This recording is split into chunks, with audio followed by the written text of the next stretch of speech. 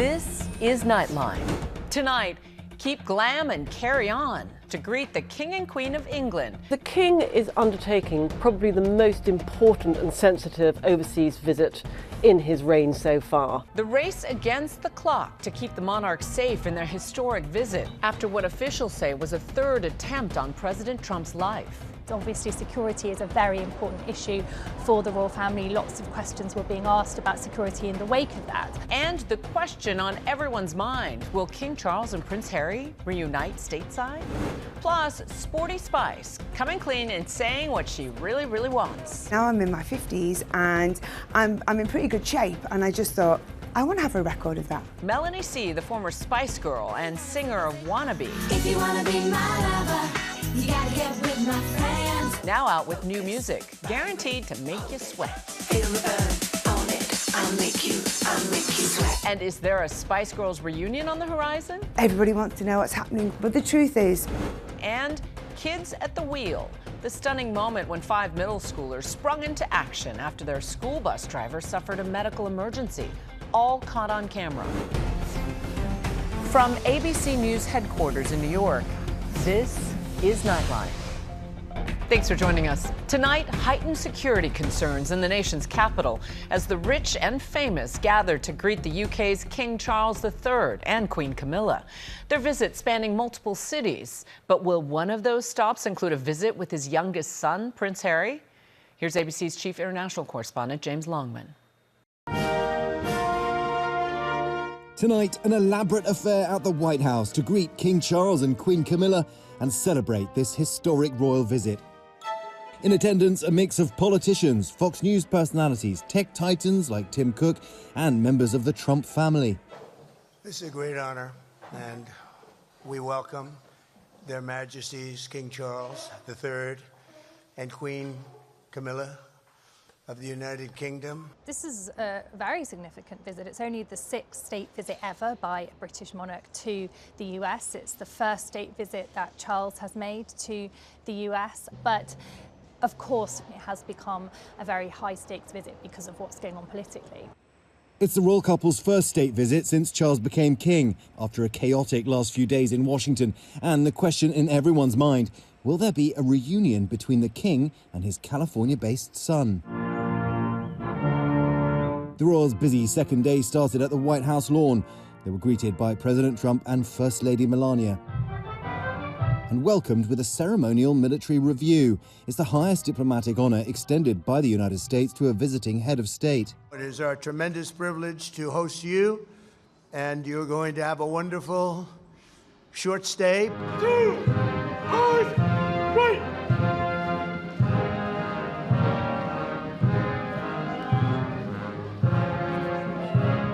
All this just after that failed attack on the White House Correspondents' Dinner.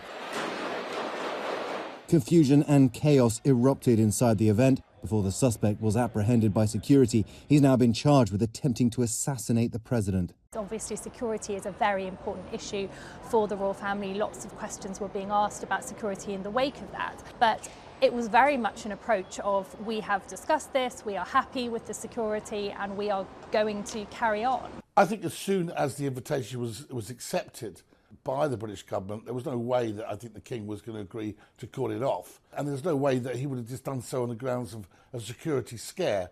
In the centuries since we won our independence, Americans have had no closer friends than the British. The visit is aimed at easing relations between the UK and the US. Together, let us go forward with even stronger resolve to carry on our sacred devotion to liberty and to the traditions of excellence that have been our shared gift of all mankind.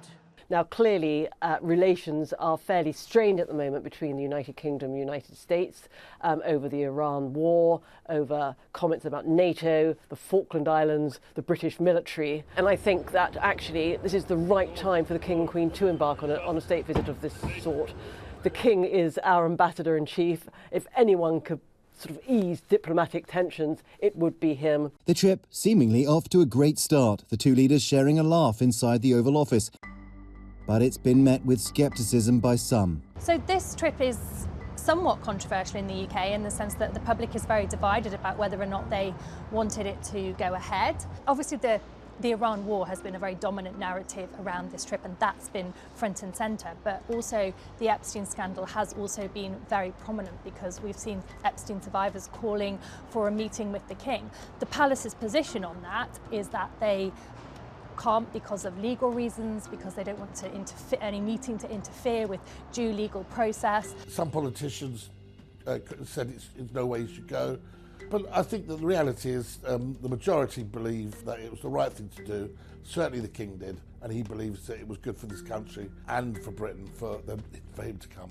Members of Congress, I have the high privilege and distinct honor of presenting to you His Majesty Charles III. The King addressed a joint session of Congress, and he didn't shy away from divisive subjects like NATO and Ukraine, and he referenced American power. Mr. Speaker, Mr. Vice President, distinguished ladies and gentlemen, America's words carry weight and meaning, as they have since independence. The actions of this great nation matter even more. It may be a big ocean, but it's a small pond, and I think that's what they're trying to emphasise. The King received 10 standing ovations during the speech.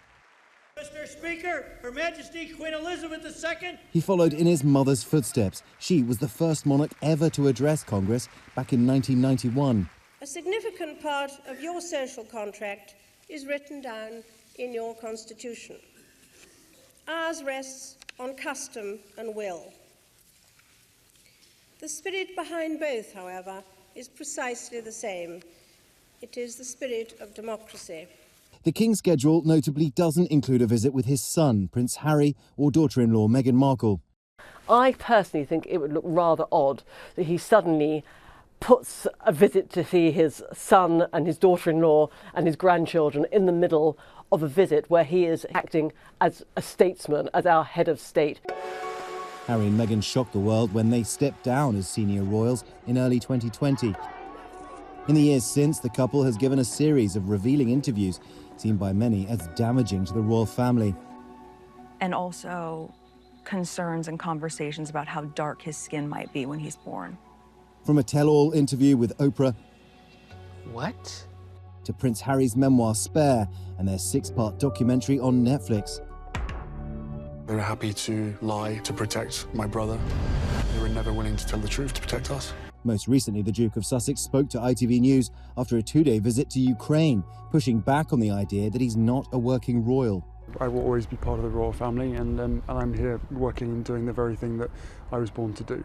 And I enjoy doing it. If somebody wants to step back, they can't fully extract themselves. They're still part of the family, and they're still going to attract all of the attention that family members attract. And Harry and Meghan can't really do anything about that, really, but it does make it a difficult situation, and it really exposes, I think, the flaw in the system, which isn't necessarily something that the monarchy wants us to be thinking about. Well, this is his first visit as king. Charles has been to America 19 times before. His first trip was in 1970 when he was just 21 years old, staying as guests of the Nixons. In 1974, he visited LA and he was captured with Barbra Streisand. In 1985, he and Princess Diana met the Reagans, and Diana famously danced with John Travolta. After this evening's festivities, the King and Queen are expected to visit New York City and later Virginia before the King heads to Bermuda. What the British government want is for this visit to transcend the politics of the day. This is about the overall relationship over the decades between the American people and the British people. That's the message that they want to send. To the United States of America, on your 250th birthday, let our two countries rededicate ourselves to each other in the selfless service of our peoples and of all the peoples of the world. God bless the United States, and God bless the United Kingdom.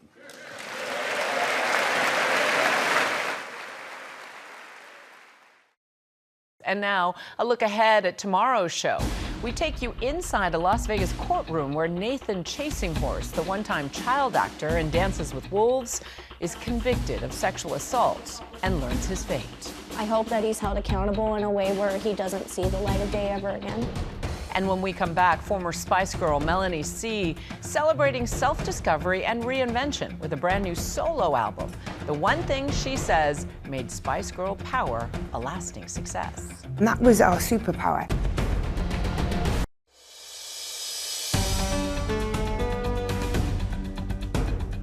Welcome back.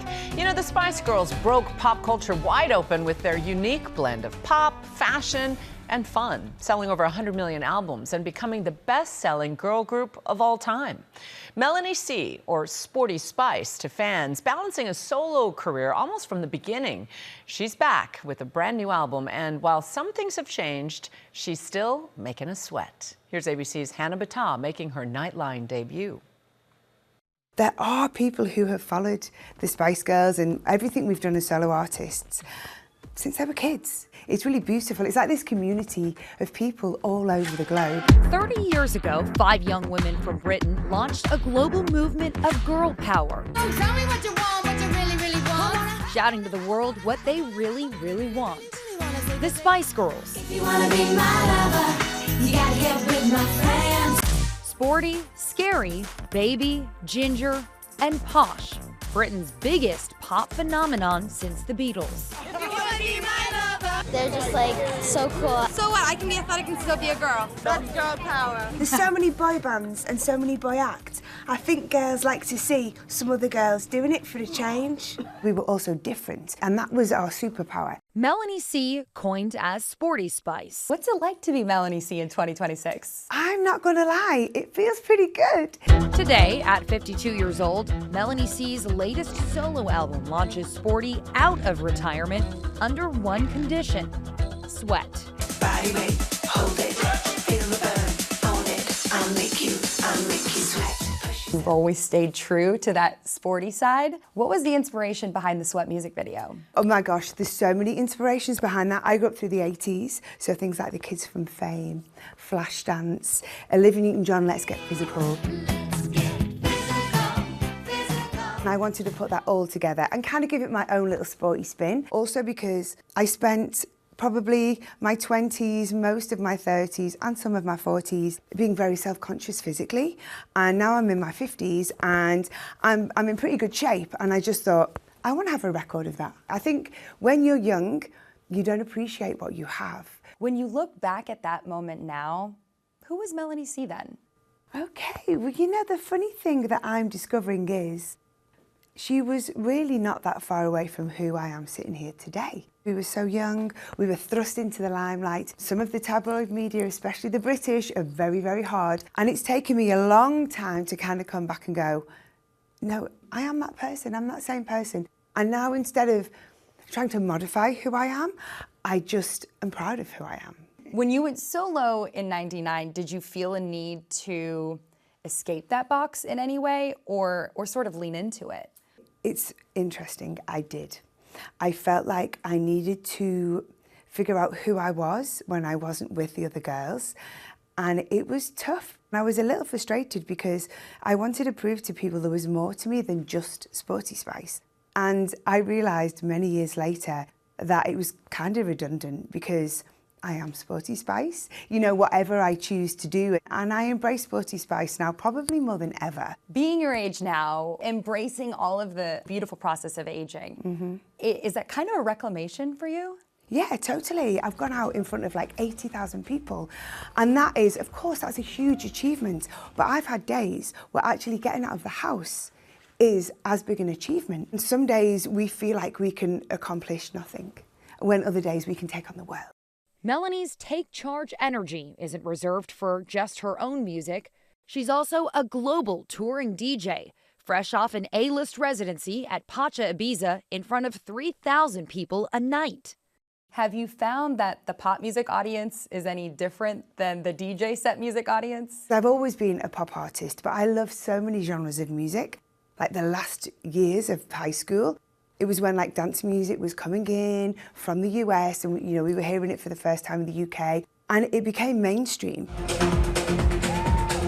What I love as well about DJing right now, when they have like a new remix, it brings it to a new audience. And it's really fun to see those different demographics on the dance floor. But one thing has stayed constant. Melanie says Sporty is always ready to lace up. That 2012 London reunion at the Olympics, it was epic.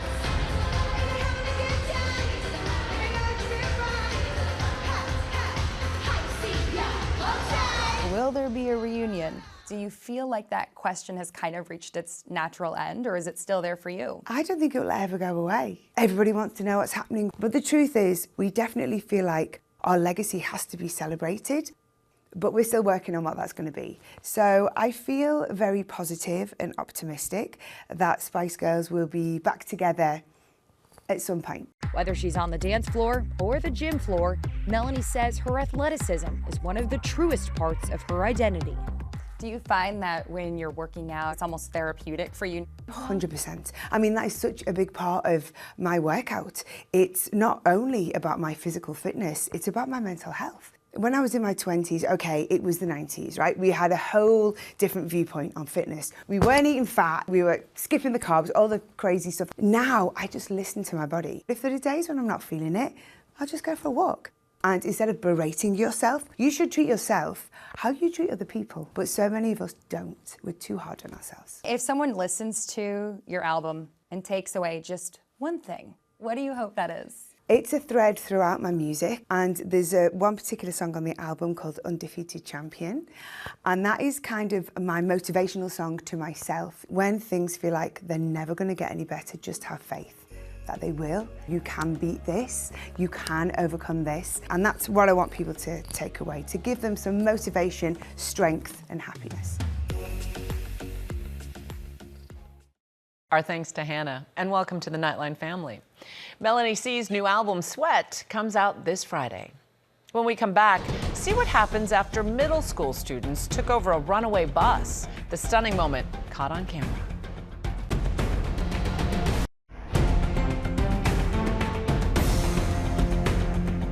And finally tonight, middle schoolers hailed as heroes.